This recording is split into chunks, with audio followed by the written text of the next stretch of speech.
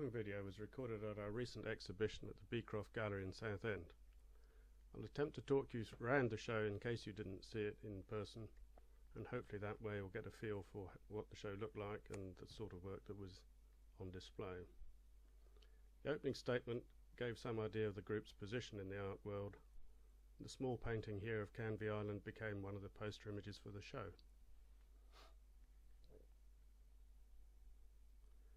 First two paintings are by Walter Steggles. One at the top is the Gate, Worley, Essex, and the one below is Essex Landscape with Pollards, once owned by late Mary Soames.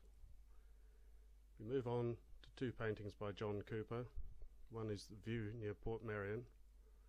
The second is the Wharf at Otley, both lovely examples. Third painting is Walter Steggles' Epping Forest, started in 1928 and finished in 1990.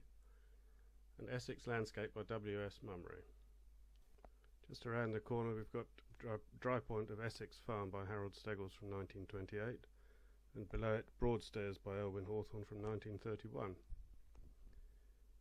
Next painting is Cranham Church by Lillian Leahy, who was Elwyn Hawthorne's wife. And just adjacent to that, we're very lucky to be able to borrow Elwyn Hawthorne's painting also of Cranham Church. So it was interesting to see the two paintings side by side. Here's a selection of archive material, mainly catalogues, some sketches, some pieces of prep drawings, etc., which was nice to be able to show alongside the finished work.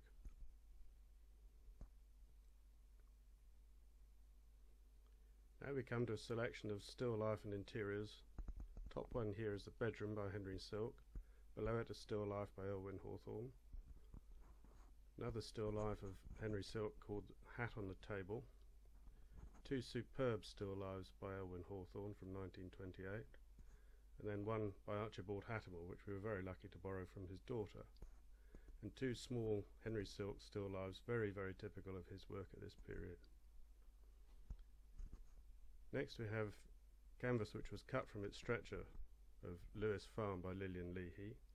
It's nice to be able to show this, albeit unfortunately not framed or mounted, but nice to see something different by Lillian here. Next we have At Brighton by Cecil Osborne, closely followed by some more archive material, including amongst here a cheque to Walter Sickert in a commission payment, the group's address book, various letters and bits and pieces of correspondence. This is Boats by Brunhild Parker, possibly Lyme Regis, but I can't be certain on that.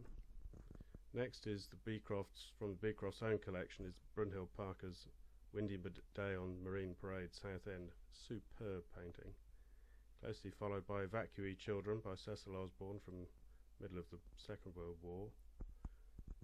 Punch and Judy, Margate Sands, also Cecil Osborne, and The Thames at Teddington, Cecil Osborne again.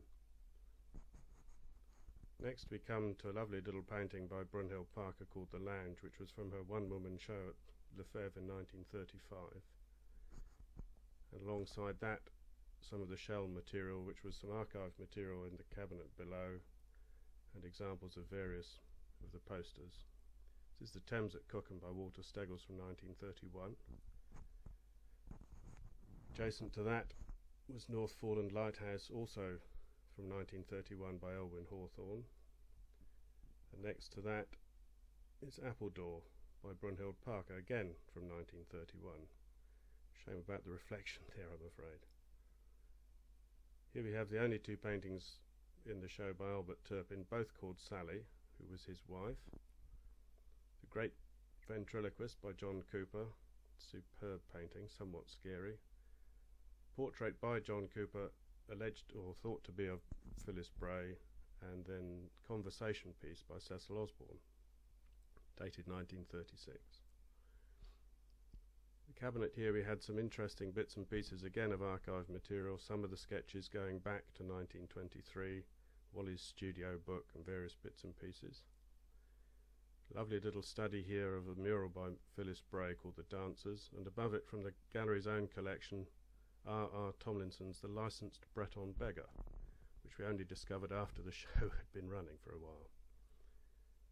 Next we have the original of the Buttercross Bungay by Harold Steggles, which was the basis of his design for the Bungay shell poster, which we're just about to see, which is here. And then that's 1934, and next to that is Tattingstone Wonder by Walter Steggles, which was 1937. Next up is a rare example of an etching, which is Walter Steggles' Norton Hill Colliery from 1928. That was in the show at the Whitechapel, that actual example. The bottom here is an untitled estuary scene by Walter Steggles, most likely 1925. Above it, Bosom Harbour, which is again by Walter Steggles, mid-30s. This is Warberswick by Harold Steggles, superb painting. Thorpe Bay by Henry Silk, lovely contemplative little drawing. Felpham by Walter Steggles, and Aldeburgh, which is a view from the River Ald looking north towards Aldeburgh from Slaughton Quay. This is Great Leys, Essex by Walter Steggles, closely followed by Chesil Bank from Portland from 1938 by Harold Steggles. Badley Church, again Harold Steggles, and just in the corner High Wycombe, again Harold Steggles, very distinctive style, so you don't need to be introduced to that one. This is Appledore by John Cooper, lovely painting. Next to that is Weymouth Harbour by Cecil Osborne, and next to that is what turns out to be Dieppe, but painted as the entrance to the port. The label on the back does actually say Dieppe, but very, very faintly. Next to that is Oast Houses by John Cooper, super painting. And next on from there we have The Mill by his wife at the time, Phyllis Bray, lovely picture. And Sussex Farm, I beg your pardon, by Cecil Osborne. Another view of boats by Brunhild Parker, and a lovely little watercolour by Elwyn Hawthorne, which turns out to be in Ramsgate Harbour, possibly the Customs House or Harbour Master. This is Essex Landscape by Walter Steggles, which I forgot to video, closely followed by Chingford by George Board. Again, sadly I forgot to video this one. This is Farmyard Woodham Ferrers, Harold Steggles. Cornish Watermill, Walter Steggles. South Woodham, Walter Steggles.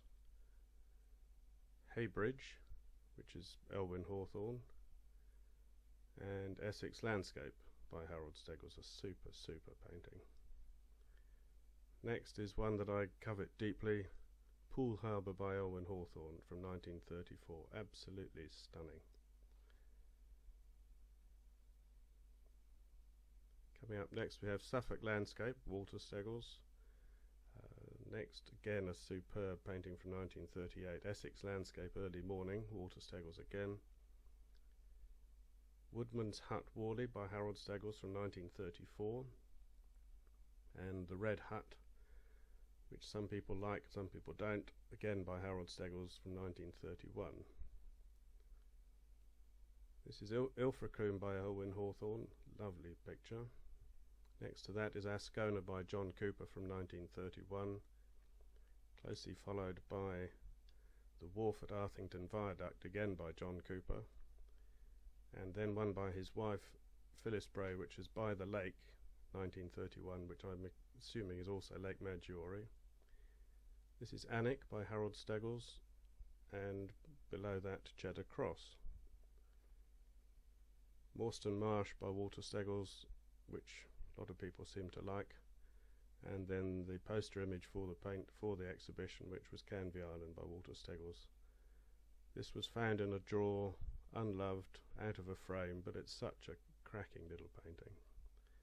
And that pretty much concludes our tour around the exhibition. I hope you enjoyed it. If you had the good fortune to see the show, thank you for coming. If you didn't, hopefully this video will give you some idea of possibly what you missed. Thank you very much.